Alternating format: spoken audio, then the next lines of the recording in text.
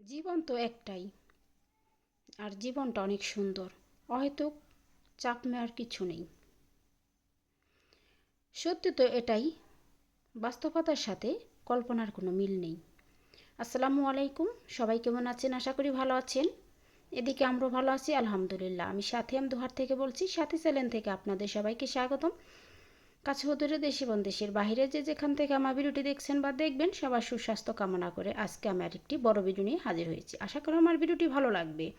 তো সকাল উঠে আমি বসা ভাতটা বানিয়েছি আলুর ভর্তা করে, তেমন কোনো ভর্তা বানিয়ে নিই। তারপর সকালে আমাদের খাওয়া নাওয়া শেষ হওয়ার পরে আমি রুমগুলো একটা একটা করে গুছিয়ে নিচ্ছি। আর আমার বাসার 4টি রুম, আমি 2টি রুম গুছিয়ে আপনাদের সামনে শেয়ার করছি। একটি আমার ড্রয়িং রুম আর একটি আমার বেডরুম। তো প্রথমে আমি বেডরুমটাই ভালো করে গুছিয়ে নিচ্ছি। তো কয়েকদিন হয়েছে আমার বিছানা চাদরটা পাল্টাইনি, তো ভাবছি যে আজকে পাল্টিয়ে আরেকটা বিছানা চাদর পেতে নেব। তো আমি হলুদ রঙের চাদরটা পেতে রেখেছিলাম, সেটা উঠিয়ে লাল রঙের চাদরটা পেতে নিলাম। আর হলুদ রঙের চাদরটা আমার রুমের রঙের সাথে খুব ম্যাচ করে, আর লাল রঙের চাদরটাও আমার রুমে অনেক মানিয়ে যায়। তো আমি সুন্দর করে এক এক করে আমার রুমটা গুছিয়ে নিচ্ছি। তো চাদরটা পাতা হয়ে গেছে, বালিশগুলোও আমি দিয়ে দিয়েছি। আর এখন আমি কুল বালিশটাও দিয়ে দিলাম। এখন আমার রুমটা আমি সুন্দর করে ঝাড় দিয়ে নিচ্ছি। ঝাড় দিয়ে ময়লাগুলো আমি পরিষ্কার করে নিচ্ছি।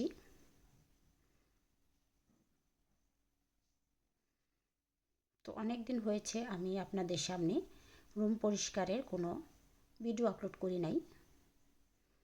তো আগের আইডিতে ছিল, এই আইডিতে হয়তো নেই, তো এখন দেখিয়ে দিলাম। তো আমার ঝাড় দেওয়া হয়ে গেছে রুম। এখন আমি কার্পেটগুলা বেশ পেতে নিচ্ছি।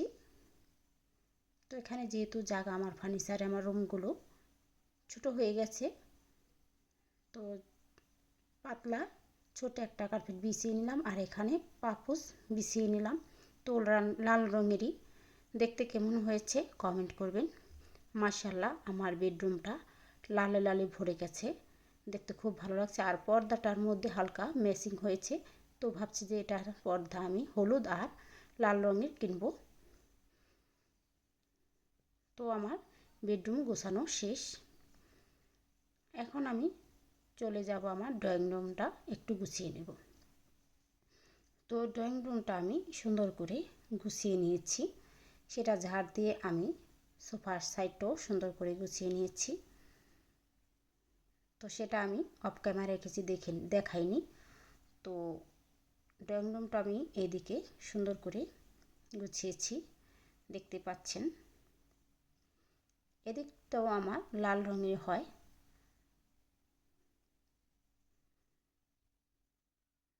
কেমন হয়েছে? আর এদিকে আমি দুপুরে রান্নাতে চলে যাব, তার আগে আমার কিচেন রুমটা দেখিয়ে দিচ্ছি। তো অনেক আপুরা আমার এই কিচেন রুমটা খুব পছন্দ করেছে, বলেছে আপু তোমার কিচেন রুমটা অনেক সুন্দর। তো আমি দেখিয়ে দিচ্ছি আমার কিচেন রুমে তেমন কোনো সুন্দর কিছু দিয়ে সাজাইনি, যেহেতু আমার কিচেন রুমটা এতটা ছোট, আমি কোনো র্যাক বা কিছু দিয়ে সাজাতে পারিনি।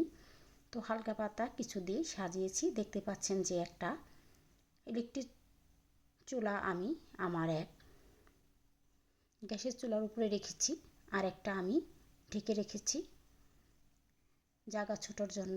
কি আর করবো, আর সিমসাম সাদামাটা করেই আমি আমার কিচেন রুমটা সাজিয়েছি।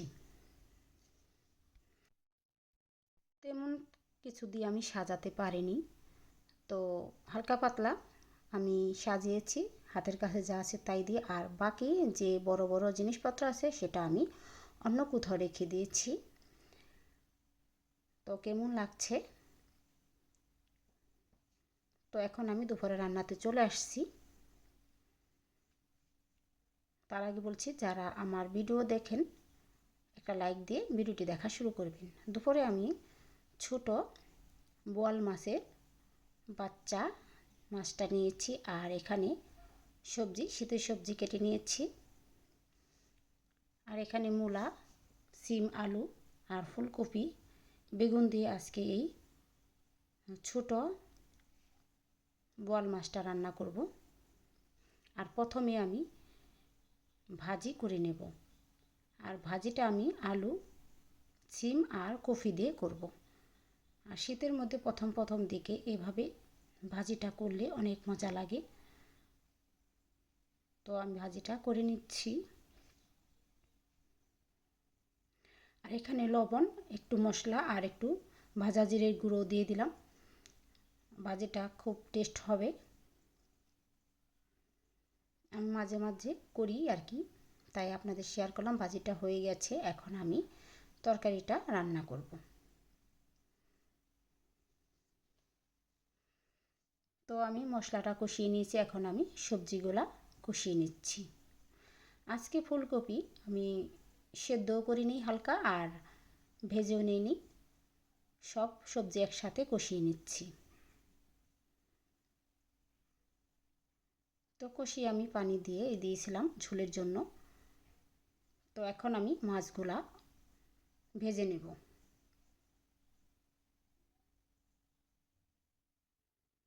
তো মাছগুলো আমি অনেক প্যানে ভেজে নিচ্ছি। এক এক করে আমি মাছগুলো এভাবে ভেজে নিয়েছি। আর আপনারা জানেন যে আমি ভাজা মাছ ছাড়া তরকারি খেতে পারি না। মাছটা আমি ভাজবই, বেশিরভাগ মাছটা ভেজে নিই। আর আমি এখন তরকারিতে মাছটা দিয়ে দিয়েছি, লবণটা চেক করে নিয়েছি। তরকারিটা প্রায় হয়ে গেছে, এখন আমি ধনিয়া পাতা কুচি দিয়ে দিলাম ফ্লেভারের জন্য। আমার রান্না হয়ে গেছে, তো দেখতে পারেন। এই তো আমার ফাইনাল লুক। এই তো বোয়াল মাছের তরকারিটা কেমন হয়েছে কমেন্ট করবেন। আর এখানে সবজি ভাজি করেছি, আর কালকে সয়াবিন তরকারি ছিল, সেটাও রান্না করে গরম করে নিয়েছি। আর এখানে আমি সবজি দিয়ে কালার বড়া দিয়ে রান্না করেছি। তো দুপুরে খাওয়া দাওয়া শেষ হয়ে গেছে, তো ভাবলাম যে আমি আমার ছাদে চলে যাই। তো আমার বাসায় দুটা ছাদ পড়ে আছে। দ্বিতীয় তলা ছাদটা আপনাদের শেয়ার করছি, এটা এভাবেই পড়ে আছে। তো এখানে আমি অনেক কাপড় চোপড় মেলে দিয়েছি। শীতের মধ্যে অনেক কাপড় চোপড় হয়, যেহেতু বাচ্চা ভর আছে আমার কাপড় চোপড়, তো সেগুলো শুকিয়ে দিয়েছি। কাজের লোক শুকিয়ে দিয়ে গেছে। আর এখানে আমি একটা ডিপ ফ্রিজ বসিয়ে দিয়েছি। এই ডিপ ফ্রিজে আমি শুধু দুধ রাখি, অনেক দুধ আনে আমার বাসায়। আর বিড়াল আছে 5-6টা, বিড়ালের জন্য খাবার আনা হয় অনেক, তাই এটার মধ্যে রেখে দিই। আর এখন আমি 3তলা ছাদে চলে গেলাম। এই ছাদটাও আমার পড়ে আছে।